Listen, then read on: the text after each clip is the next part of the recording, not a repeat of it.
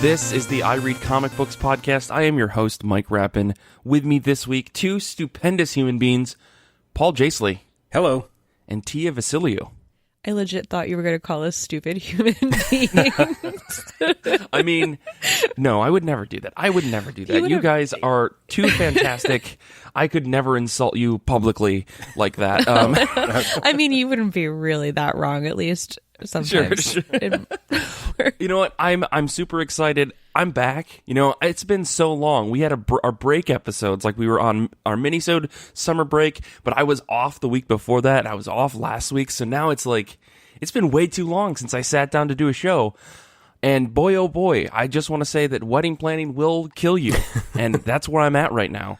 But you know what? Let me ask the question that I'm supposed to ask every single week. How have you been? How have comic books been? Let's start with you, Paul.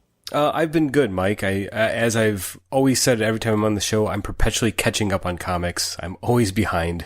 But it's nice to actually have a weekend free for the most part, so I can sit down and enjoy this hobby. Well, at least I tell myself it's a hobby, not a chore, you know, reading comics. Speaking of putting off comics and waiting to read them, I did finally sit down to read my copy of Paper Girls number 30. It had been sitting on the kitchen table, you know, just waiting for me to have the time and the mental aptitude and prepared emotional fitness to read it. And right. I obviously don't want to give any spoilers away. I know this is a book a lot of people read in trade, but I will say that this is the absolute perfect ending to this book. You know, as this series is going on, I kept asking myself, how exactly are Brian K. Vaughan and Cliff Chiang and Matt Wilson going to wrap up this incredible, mind-blowing, mind-bending time travel story? And they do it in the only possible satisfying way. And it's interesting because, you know, as I reading the book month to month, more or less, as it was coming out in issues and kind of being confused by what the big picture was, there was a moment toward the end of issue 29 that kind of reinforced the idea of like, I actually grew to really love these characters. Whatever confusing time travel stuff was going on, that's less important to me than the actual characters themselves and their relationship to each other. And this final issue just solidified that and was like a great sort of bookend to the whole series. I'm actually really excited to go back and read it from the beginning to get that payoff again with issue 30. That's awesome. I'm excited to hear that because I've been putting off reading the rest of that book. I think I stopped at like 18 or 19 and I just I was kind of waiting for it to end, which is really kind of sad. Yeah. But I want to read that. I'm glad to hear that it ends really well. So that's like more of a drive for me to actually go do that. Yeah, it's really interesting because, you know, my experience with Brian K. Vaughan is kind of limited. I guess I've only really read this and Why the Last Man. I only made it about 30 issues into Saga before tapping out on that. Right. And I mean, I guess he was involved in Lost, right? I never watched that show, but I think it was a similar thing where people were like waiting for this like big finale and like it being unsatisfying. So, and I read Why the Last Man. I couldn't tell you exactly how it ends. I've forgotten completely, but at least with Paper Girls, he nailed this ending. So if that's been a concern of his work, I think he'll be happy with it. Cool. That's really good to hear. Yeah. On the other side of things, I did read Batman Last Night on Earth number 2. This is, of course, the big reunion between Scott Snyder and Greg Capullo, doing a sort of their last Batman story together. And it's a post-apocalyptic story. They're picking up off threads and story details from their epic Batman run a few years ago.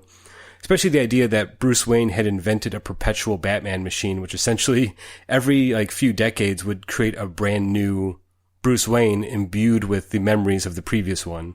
So Batman would never die. That doesn't sound nearly as bad as what I thought was going to happen. Right. Where like every couple of decades they kill some kid's parents and that'd be a little gross. Right. That's a little messier, but this is a clean version of that. Good. Get a brand new Batman, and this story opens up with this latest Batman waking up, and basically everything's been destroyed. He's basically in Mad Max, and he's traveling across this deserted wasteland with the Joker's head like in a lantern. So, and the Joker's head is serving as the commentary, the narrator of the whole story. I mean, I guess this elevator pitch, what hooked me and why I'm enjoying it is it's Mad Max plus Batman, and that's 100% my kind of comic book. So I'm really enjoying this book. It's a nice sort of Elseworlds alternate reality kind of take on their previous Batman run. It's a lot of fun to see those two back together. For sure. That sounds fun. You'll have to let me know how it goes. Yeah, in the sure. end. Yeah. Tia, what about you? How have you been? How have comic books been? All that.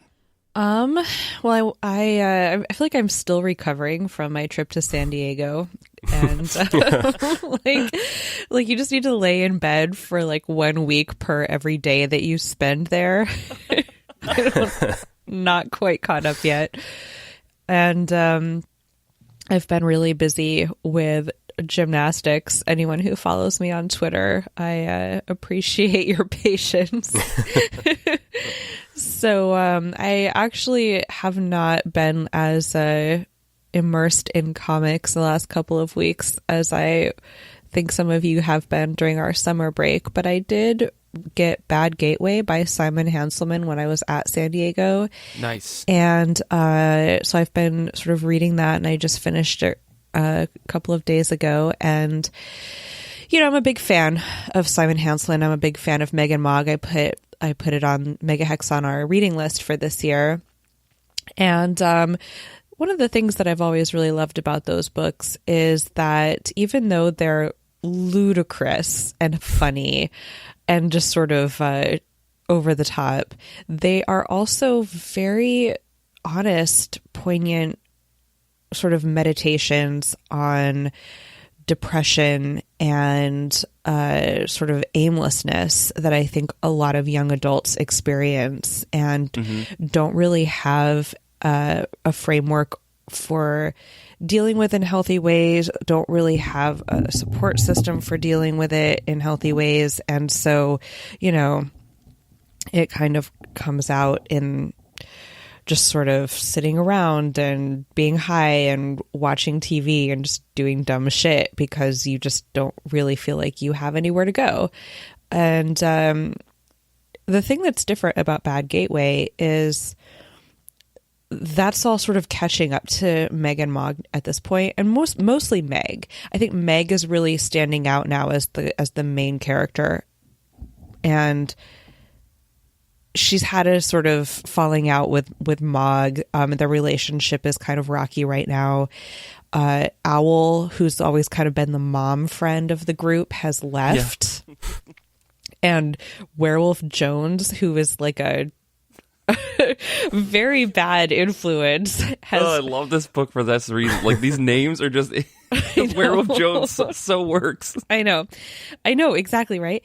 He has moved into the house, and it's brought all of the chaos that Werewolf Jones is into their lives, and then we get some backstory on Meg, and we sort of get a glimpse of kind of what put her on the path that she's on, and maybe we understand a little more why she doesn't have any kind of support system. And it kind of puts her in this position where she really needs to like look that in the face and figure out how she's going to deal with it.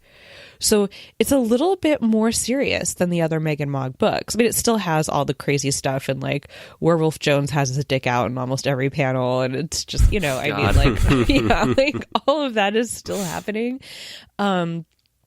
You know, but it's really nice to see the range that Simon Hanselmann's capable of working with these characters in this world that he's created. He is such a good artist and storyteller, and I think that he doesn't get enough credit for being subtle, because obviously, like, a lot of what people love about Megan Mogg is really over the top. And I mean, it's like a witch and a cat, and they like are smoking pot and having sex and like being gross all the time. So like that's understandable. But you know, I spent so much time looking at this set of panels where Mogg is sitting on the couch and he's like looking in one direction, and then the next panel it's almost exactly the same. The only difference is that the little black dots that comprise his pupils are like ever so slightly shifted, like almost imperceptibly, but it changes the whole panel. And you put those two panels together and it's a story.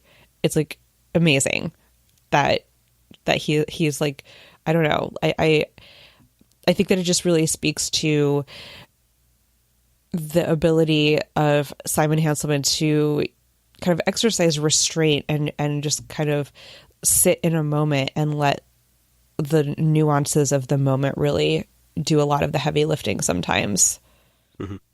Yeah, that sounds incredible. I need to read the rest of the Mega Hex stuff and Megan Mogg so that I can catch up. I forget that there's like actually a building narrative with those books. Yeah. Because I think you can pick them up one off and you'll have a good time. But if you've read them all in order, it actually pays off pretty well, right?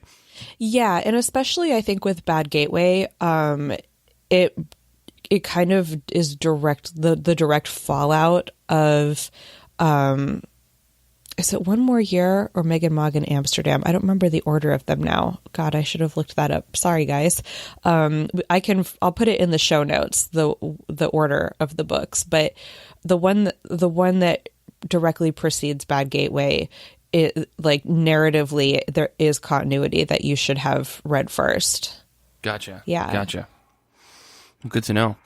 How are you, Mike? I'm okay.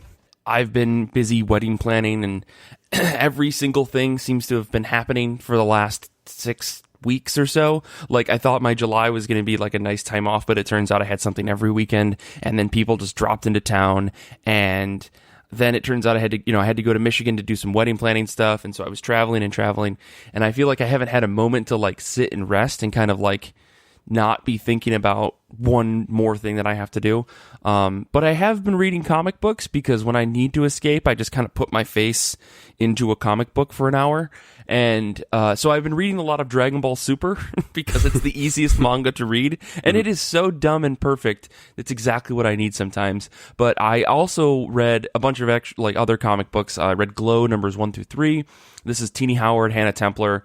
This book is super cute. It's hilarious. It feels like a natural extension of the TV show. So if you like the Glow TV series, you will love this comic. Paul, I know you were reading this. Yeah. Right? Mm-hmm.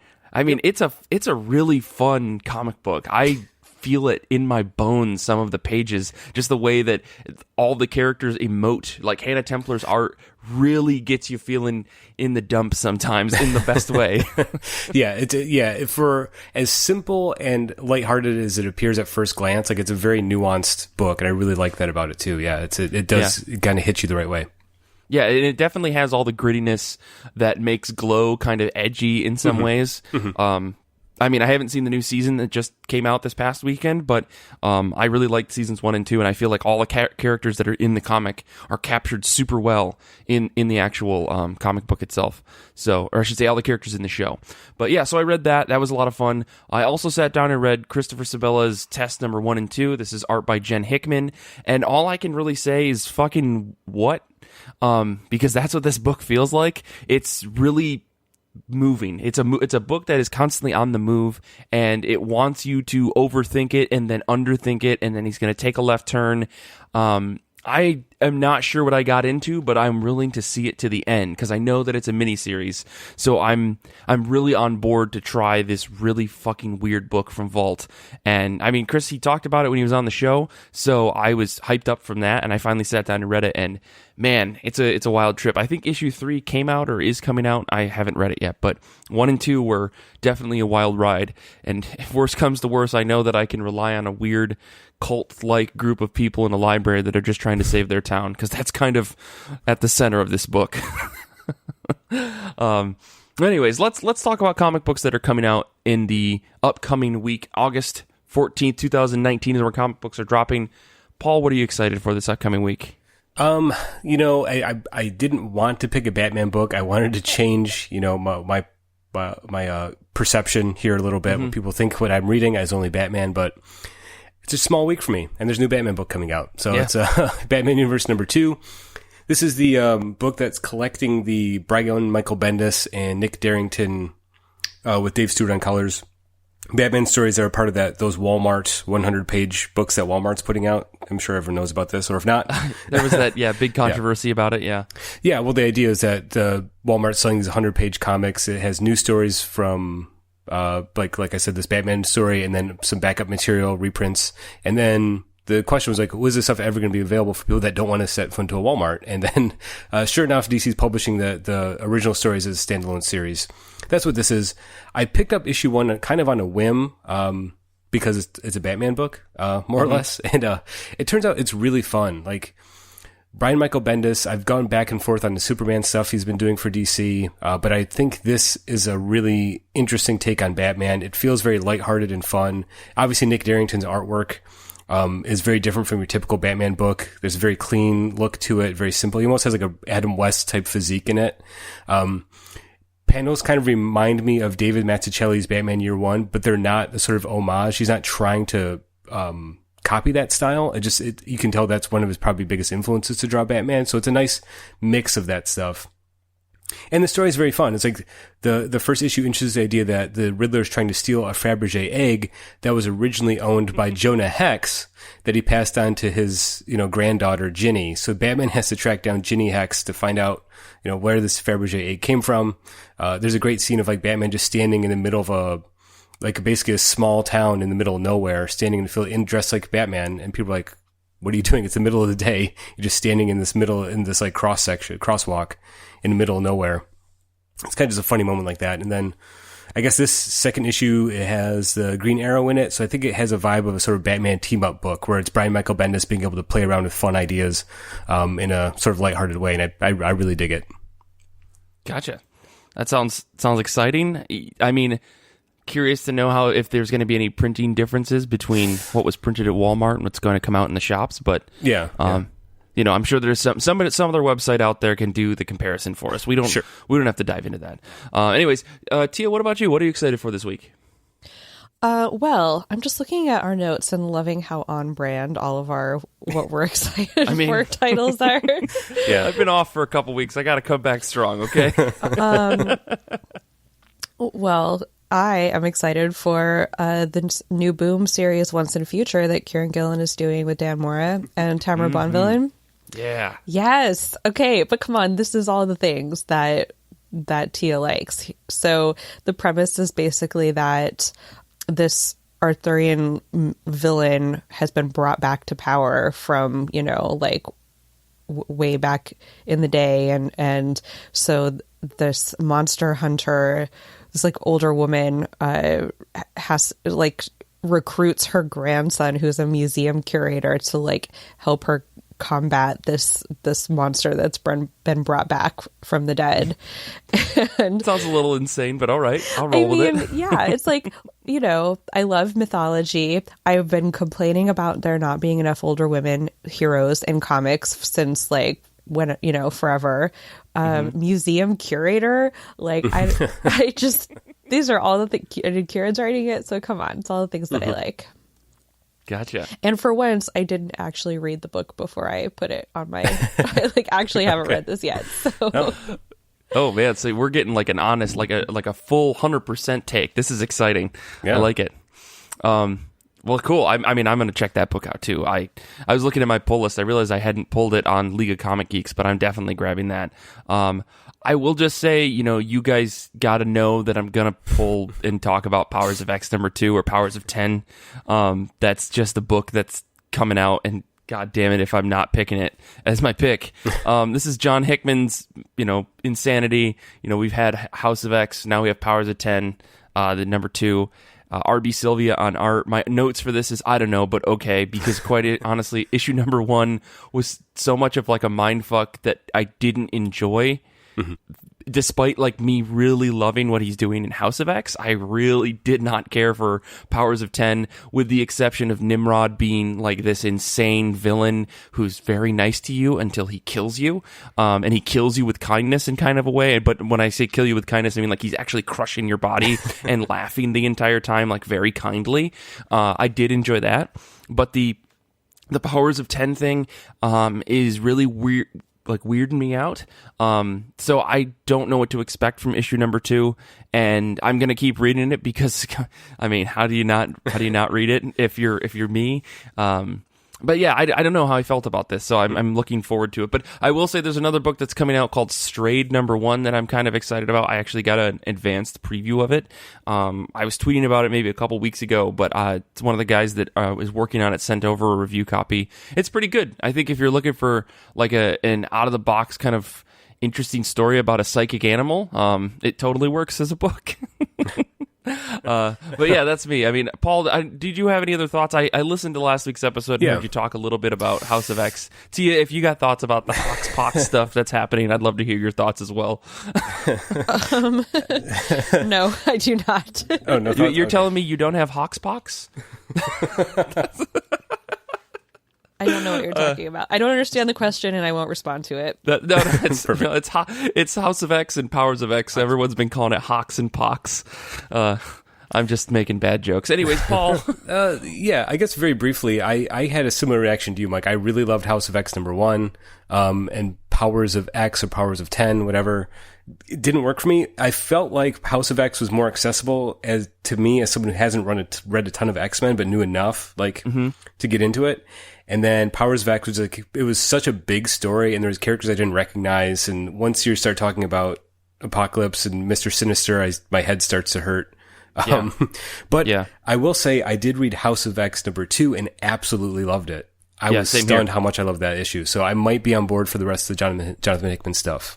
So we'll see. What's weird is I think the Powers of X stuff are gonna, or Powers of 10, however we want to pronounce it, they're gonna obviously coalesce into this big story because he's, as he says in the book itself, this is a story told over 2 titles or something like that. Yeah. And it's one big story. And the thing that's interesting is, like, I totally get your issue with Powers of X #1, where there's just a bunch of characters, and we're talking about some really weird cuts into the X-Men history to try to build this narrative of the, I don't know, 10,000 years in the future, something like that. I don't know when things are going to end, but it's way beyond like measure that you can really handle in your mind, and yet it's supposed to be a story that we're digging into. So I'm going to keep reading it, and I mean, I think that you could probably read House of X and probably survive until the very end. Yeah. So yeah. You're going to have to get into Powers of X at some point, is what I'm saying. Okay. Okay. But anyways, let's take a quick break, and when we come back, we can talk about unconventional art styles. We got a whole lot to say about that, I think. So we'll be back in just a moment.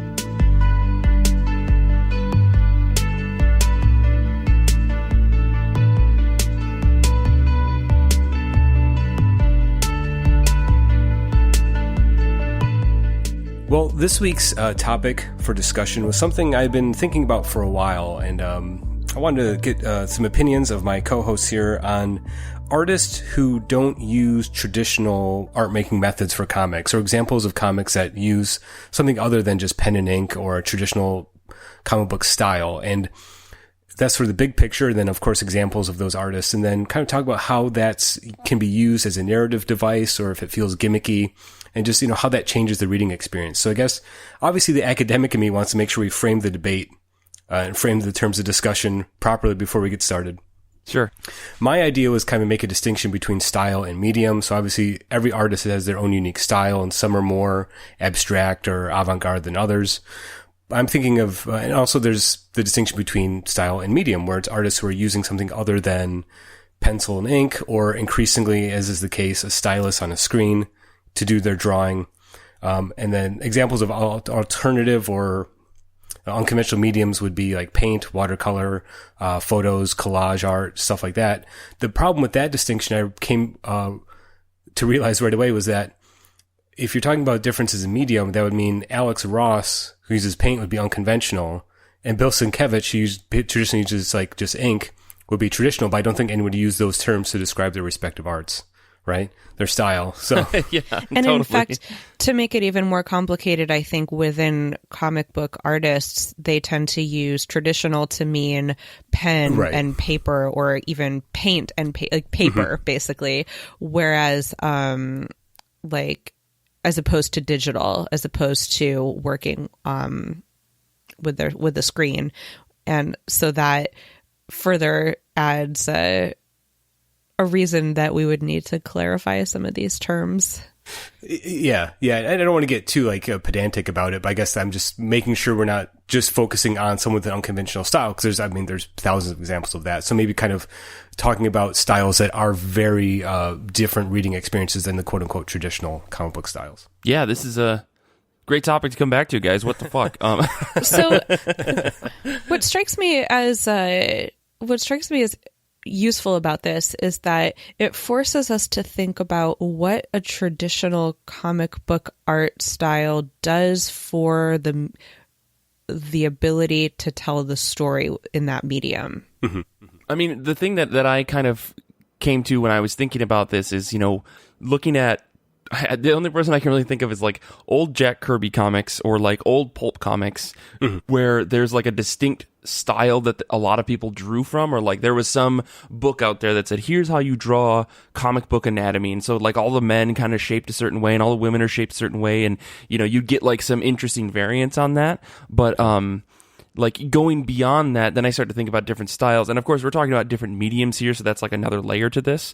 But those, I think the base level things to get to what Tia was saying, what those do is they kind of set a standard for like how humanoids are shaped in comics. So you kind of have a baseline. And I think like in the comics culture that we've built here in the United States, some of those comics are iconic, like the original Action comics. That Superman shape as a person compared to your everyday average Joe. Like those two things are very different, and you can tell which one is the superhero, which one is just the regular person. And I think, like, for me, that at least that's where I draw the baseline. And, like, what I think that does is it just gives you that very specific distinction. Oh, totally. And this goes back, I mean, like, if you look at, ancient Egyptian art, like, you see... This isn't original. No, it's not. It's this, or, like, ancient Greek art. It's like, there are visual cues that they give you to say, like, this person is different from this person, and this is the good guy and this is the king. So, like, I mean, the point, I think the overarching point here is that in order for an unconventional art style to mean something, there first needs to be a conventional art style that means something. And in comics, that's been pretty well established. Yeah. So thanks, Mike, for bringing up Jack Kirby right off the bat, so I can riff on that. Yeah. I mean, yeah, I figured we were going to talk about him at some point today. He's a very interesting example because his art is very idiosyncratic, as influential as it is. Like, it's a defining style. You know it when you see it, and people have been influenced by it. And his shorthand for his anatomy is very strange. If you actually look at the way he draws people, it's not normal anatomy, right? But that became a shorthand for presenting powerful characters, was that. And the way he would draw cosmic energy and these bizarre concepts, that became baked into most superhero comics ever since. But, which is interesting because it is so idiosyncratic on its own. It still looks strange and different, even though kind of everyone borrowed from it. I wanted to bring up Jack Kirby in this discussion because he was also someone who did experiment with different medium as well. Like, we think of him as being the traditional superhero artist, but there are examples of him using photo collage to indicate something that he was beyond imagination, or something he couldn't draw, if that makes sense. Where it's the example that comes immediately to mind is issue 61 of the Fantastic Four. It's the first time Reed Richards goes into the negative zone, and in order to portray an alternate universe or some strange dimension that was different from the world the Fantastic Four lived in, Jack Kirby made this beautiful sort of collage that was these different shapes and geometrical, designs that Reed Richards is going into. And it, obviously the printing technology in 1964, whatever, when the issue came out, wasn't able to capture it as beautifully as the original artwork is. But you get the sense of it is something different. It's not the New York where the Fantastic Four live. It's another dimension. And that shorthand, I think, is something Kirby used a lot, using photo collage to indicate something otherworldly. And I think that only enhanced the reading experience and the idea he was trying to get across. Yeah, the great thing about photo collage is that, it takes something that is hyper realistic or seemingly a window onto a world, and then rearranges it in a way to make it unfamiliar. Yeah. So it really does convey what Reed Richards is experiencing in this story. And it's a really thoughtful use of medium as storytelling. Yeah, and I think that's kind of like the main example. Obviously, I wanted to talk about Jack Kirby, but I mean, the main example that spurred this idea in my head was like, that is a really inventive and I think a very early example of using medium to tell a different story. And it's from the guy who's quote unquote the most traditional superhero artist. So thinking about how that affects the reading experience is right there in Kirby's mind when he's doing it. And I think, that's where this idea spun out of. So I think we can think of other examples of someone using media to convey a narrative function in that sense. Yeah, I mean, one of the things that came to mind when we first started talking about this was Dave McKean's covers for Sandman. You know, those were like big physical sets that he would build and then take photos of. And I mean, yes, they're just covers, but they conveyed a lot of information in just the little rectangle that you would get for the cover. I mean, there's overall themes of death and sleep and all that stuff. I mean, I am not a Sandman expert, but I do recall seeing like a little, either an article or maybe I saw like a small video about him making one of the covers.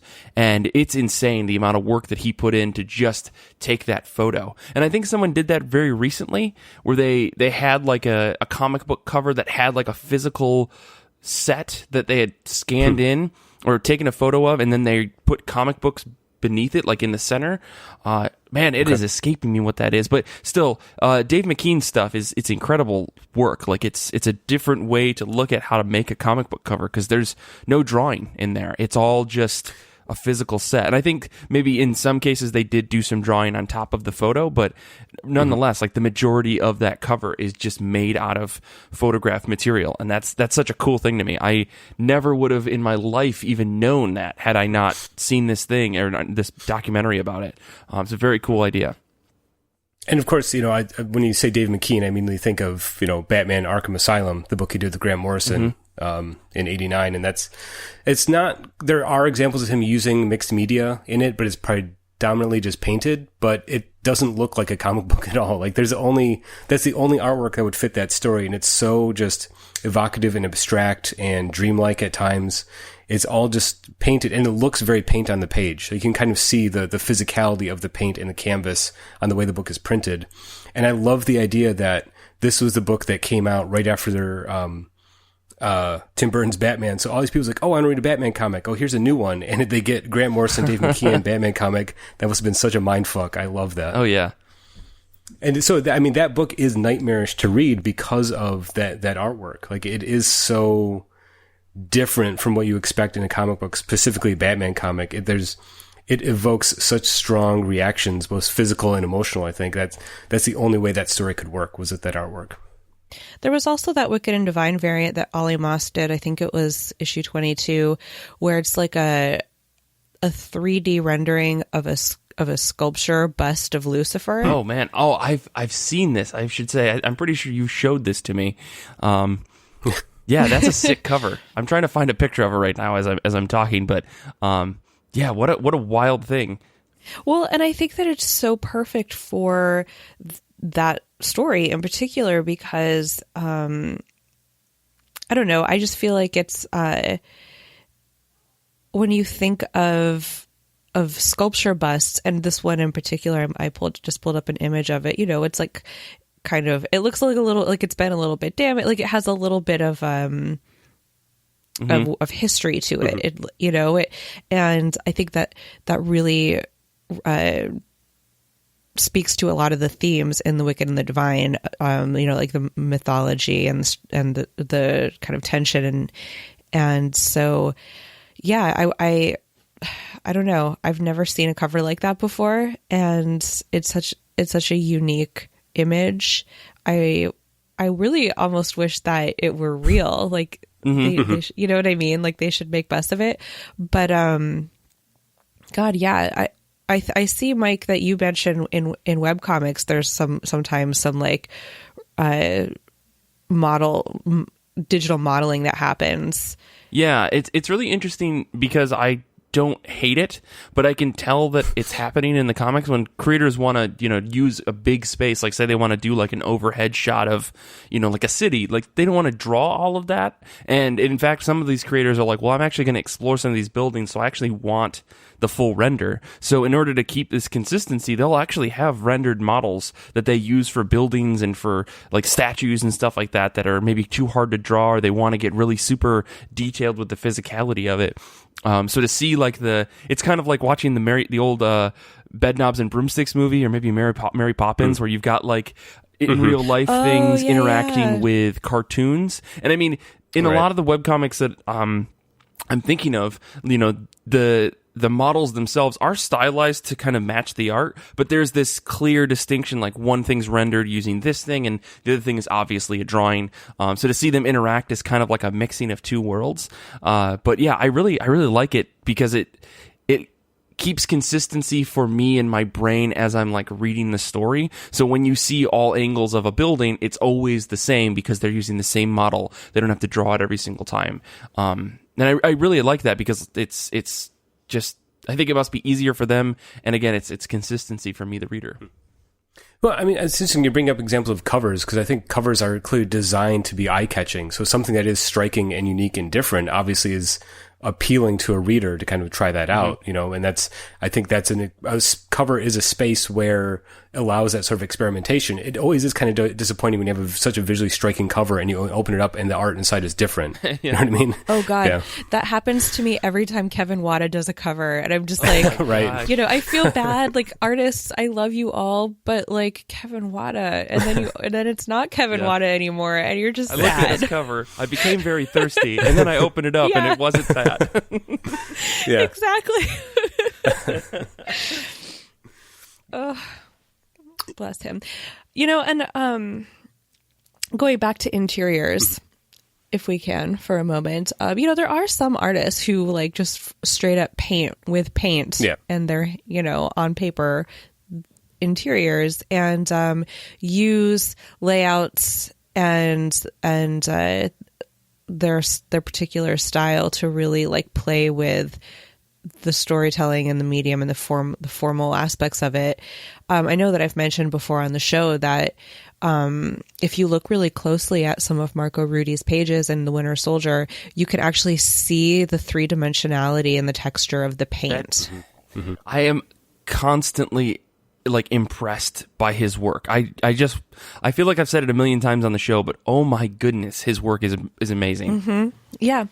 And there are also pages where the layout of the panels, to use the term loosely, the shape of them actually will sort of convey something in the story. And I know I've mentioned this before, but there's a fight scene with Punisher. No, not Punisher. I'm sorry. My brain is just like, you know, it's coming along. Sorry. Winter Soldier and oh my God, Rumlow. Why is his name escaping me? Is it Crossbones? Oh, Crossbones. Thank you. I'm like it was in my head and I'm like skull. There's a skull. Wait, no, it's not the Punisher. I gotcha. Oh my God, you guys, help me. I told you I haven't had enough time in bed yet after Comic-Con. Okay. But he's fighting Crossbones, and like depending on who has the upper hand in the fight, the layout of the panels is either like in the shape of a star or in the shape of a skull and crossbones. Oh, how is he able to do that with his brain? Can we just Well, you know, I didn't put in the notes here, but I mean, that I think there's a whole discussion to be had about the use of layouts as a narrative function and even style as a narrative function, which I guess kind of is what we're having here. And J.H. Williams III is the first person that comes to mind for me because there are examples of his Batman work or when he was doing Batwoman with Greg Rucka. There's the origin story where there would be panels that were clearly drawn to mimic the style of Dave Mazzucchelli in Batman Year One. And it's like, okay, that's clearly a flashback. And he's using that style to indicate that. And it's so different from his normal style, you know, but somehow it worked seamlessly with his more conventional style that he does when he's doing the present day stuff. And I just love the idea that he's just using different styles to indicate moments in time in narrative, in a narrative way. And obviously the page layouts, there's some beautiful page layouts where it's a giant bat symbol on a double page spread and each one's broken up to like 10 panels to tell a story. It's mind blowing stuff. And it's stuff that it makes you stop your reading experience to kind of take it all in. And like, I don't think that's interrupting my experience of the comic. It just makes me appreciate the work that goes into it even more. Yeah. You know, it's not distracting, but I can still spend 10 minutes just looking over a double page spread and just taking it all in. Yeah. Well, it's almost like punctuation, right? You know, or like there's the story that's being told and then punctuation kind of inflects in the phrasing of it. Right. And I think that's what a lot of what we're talking about is doing for the story. You know, like you could also talk about, you know, kind of swinging back around to when we were discussing Jack Kirby's like unique anatomical style.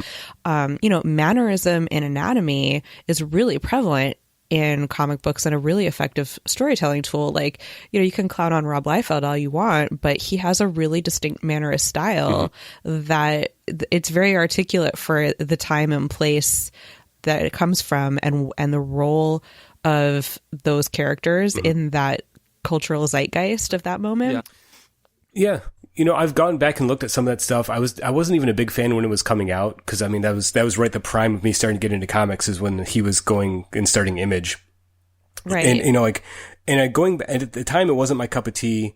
It still really isn't, but going back and looking at those old issues of whatever he was doing, like Youngblood or whatever. They're clear comics that are not meant to be read in the traditional way. Like, they're meant to be looked at, and like it's obvious that's what he's doing. And I really appreciate that. And like you're saying, it's such a distinct, style that it is all about how many cross hatchings he can make. It's all about mannerism and dynamism.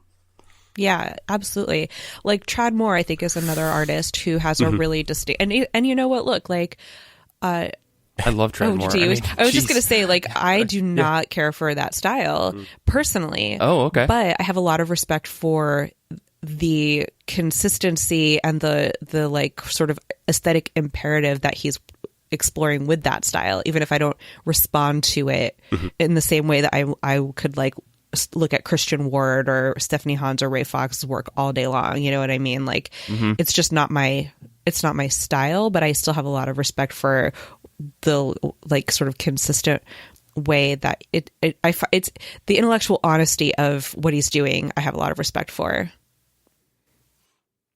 Yeah, the thing that sells me on Tradd Moore is his ability to, just like Rob Liefeld, I think you kind of nailed it on the head, where there is so much power and action and dynamism dynamism, whatever you want to call it, in his work. Like, you can tell, like, the pages almost feel like the art is going to come off of them, because there's so much action and momentum in everything that he draws. Even characters standing still feel like they're unbelievably big and like cartoonishly large or cartoonishly small, but they all feel like they have a lot of action ready to like go within them. And I mean, that's what draws me to his work, is like I just want to see big buff people fight each other, and that's cool. Yeah. And I think that if you look at other visual media at any given time, like if you look at what was happening in, say, for example, cinema, which I don't love making direct comparisons, but as like as cousins, basically, comic books and cinema, like, the kind of action that you expect to see in a movie from the 60s, like it's kind of on the same level as the sort of action that you see in comic books, right? And so it makes sense that the style of art to convey action in comic books would be a little more high octane when you start to get into, filmmaking that has a lot more technology at its disposal to make action happen. Paul, let me ask you this. When was the craziest time in wrestling for fighting? Because I basically think you could map that to when the craziest time for action in comics was. That's my thought. well, no, I think that might not be a comparison I could make, because I think I don't know if the style has evolved and changed over time, but it's still just two people fighting. You know what I mean? I think the difference here is I think, like we're talking about with Jack Kirby, or trying to use art to present something beyond understanding. I think that's what's really interesting too, is like, how do you portray cosmic energy? How do you portray alternate reality or ultimate dimensions? That kind of stuff. And obviously, like, thanks to modern technology, movies have been able to do that. I think it's in a weird way, maybe the opposite of fighting styles in movies or action in movies, where now movies are able to do what comics have always been able to do. You know what I mean? Yeah. Where it's like guys like Jack Kirby or Steve Ditko were doing stuff that's so mind blowing on the page. They had no limits, where now it's like movies are finally being able to catch up and do that. You couldn't have made a Doctor Strange movie until you could do this type of digital, animation to make it look like a Steve Ditko page. Yeah. Right. Yeah. So it's a weird inverse, I think, at that point, where it's like now comics are influencing film in maybe a different way than the relationship had worked in the past. Yeah. I mean, I had some other notes on like painting, that I kind of, one other artist that really comes to mind for me is Jill Thompson, because her use of paint is really interesting, and that she always uses a lot of it to make her like colors really, really pop. Like I was watching a video that I'll put in the show notes of her like drawing a Wonder Woman, and the first thing that she does is she doesn't just use a canvas, she paints the canvas with a pure white to start, because I don't think she likes the color of just plain canvas. And so in order to make the like reds and the blues and the browns of Wonder Woman kind of pop, she intentionally adds a lot of white to as like a base layer. And so as you watch the video, as she draws more and more of this Wonder Woman like portrait, you see all of those super bright colors come out. And I think if you look at her Wonder Woman, the True Amazon book, that whole book is painted that way, where I think she intentionally brightened everything in order to add just these vibrant colors. That's not like neon colors, but just vibrant, solid reds and yellows and blues and greens, to show like the really bright colors of, where do they live? That's how you said it. Yeah, the island, I think. So yeah, it's interesting to see the way that she does that. I've always liked her style as an artist. Like she has a very unique way of drawing things. Like her comic that's about a witch, and I can't remember what it's called. Like that has a very distinct style in itself. But I think that the way she creates her comics is also very interesting, because I unlike a lot of people, like Matt Kint was someone else that I wanted to talk about. Just very briefly, because like the way that he and his wife Charlene Kint, they do work together.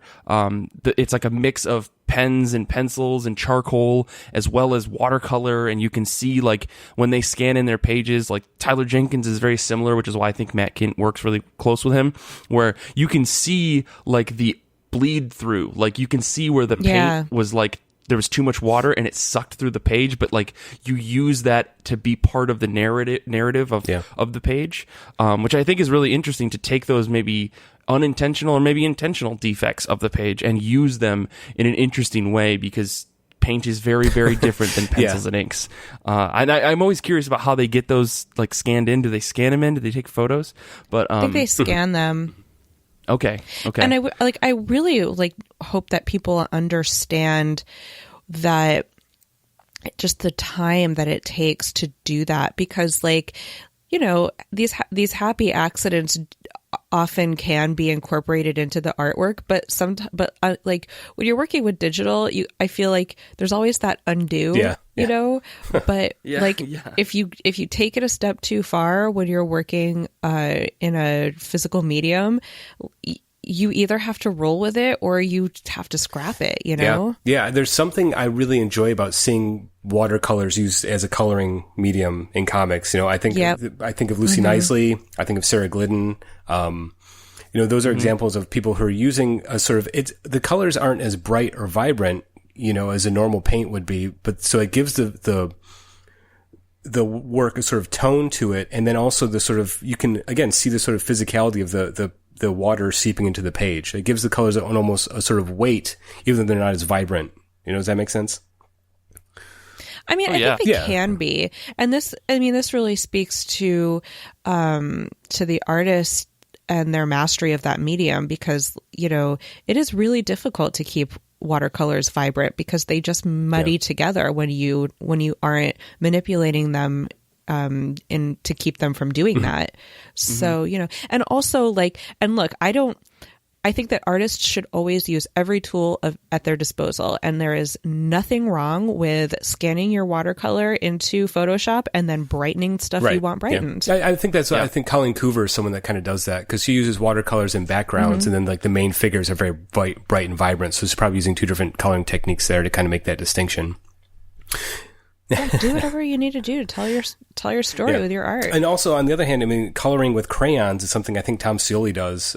You see it more in his sort of web comics he does on his blog, but that guy experiments with different medium and coloring techniques in a maddening way. Like, I just love the way that you can kind of tell it is kind of just a mad scientist, kind of like, how do I create this? And I can use crayons.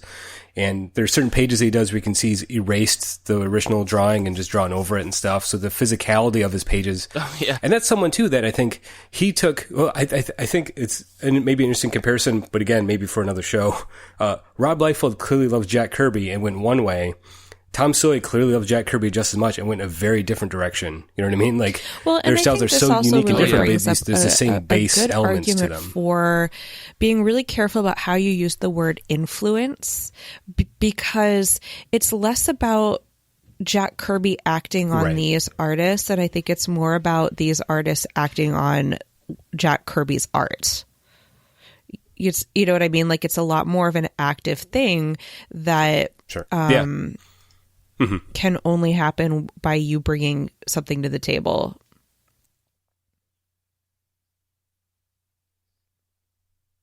Right. Yeah, that's a good distinction to make. The idea of that, them picking out the elements that work for them and incorporating them to their style versus just, I'm going to try to copy this, and do something different with it. It shifts the onus of the interaction onto the person who's actually using what Kirby's put down.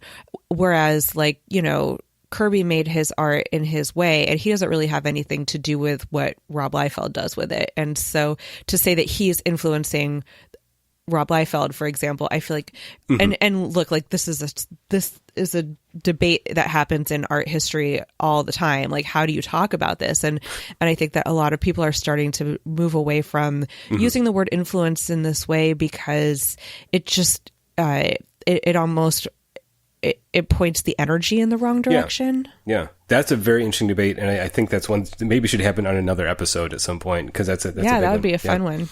I guess very briefly, I want to mention another artist who I was hesitant to mention because I literally have no idea how they make their artwork. I don't know what it is, but whatever Fraser Irving does, however he makes comics, that's got to be the most unique style going right now, or one of them, because how does he do that? It's part digital. I think he's doing some traditional pen and ink stuff. It is all digital. He's doing an incredible amount of manipulation with color, saturation, and shading. His books look like no other books, and it's always a treat. Well, Christian Ward is in that same boat, though. I don't know how the hell he does what he does. Oh, he is incredible. I mean, I know Fraser Irving has done some drawings, like he does like sketches and stuff at conventions, and so, like, I think you're right. It's like more of it's like a physical thing that gets scanned in and then manipulated to all hell. But Christian Ward's got to be the same thing, right? He's drawing something. He's using his hands to draw something. It's not all computer generated stuff, right?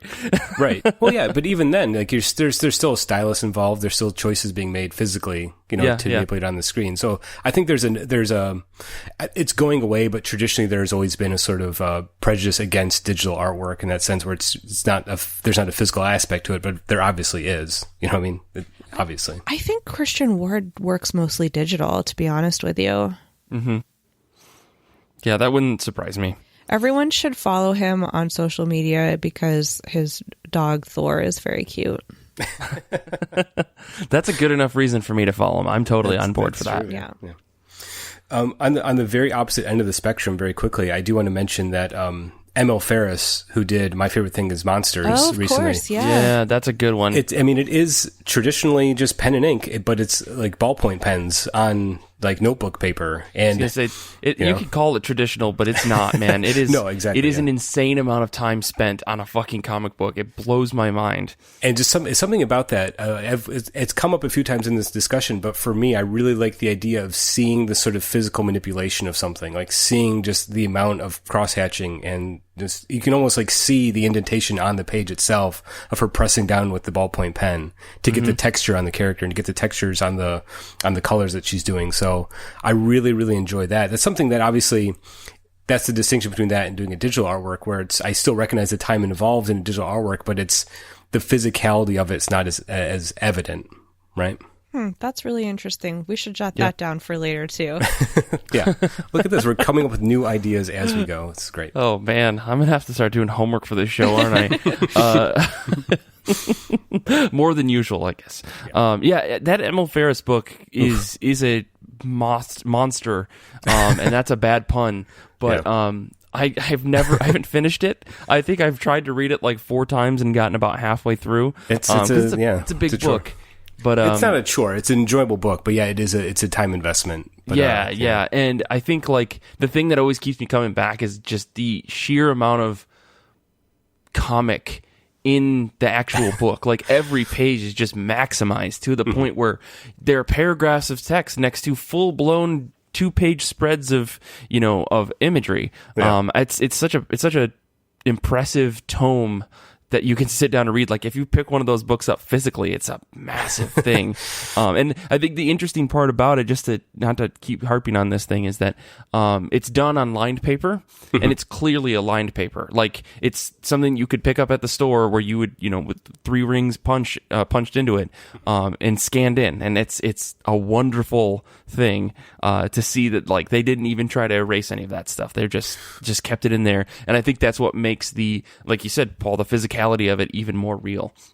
Yeah, and so maybe to kind of tie the conversation together here with a nice little bow is that I think that art style and those artistic choices really fundamentally change the way you read that book. It's like you're reading someone's diary, right? And it does, like you said, Mike, there are large portions of the book that are just pages of text, handwritten text. And sometimes those can be kind of, that I feel that is more difficult to read than the actual imagery itself. That makes sense? Oh, yeah. So her art style is so evocative and it's impressive. So sometimes when we're bogged down by text, like, boy, I just kind of want to just look at the pictures. So something about these unconventional art styles really draw your eye and make a different reading experience than, the quote unquote traditional stuff.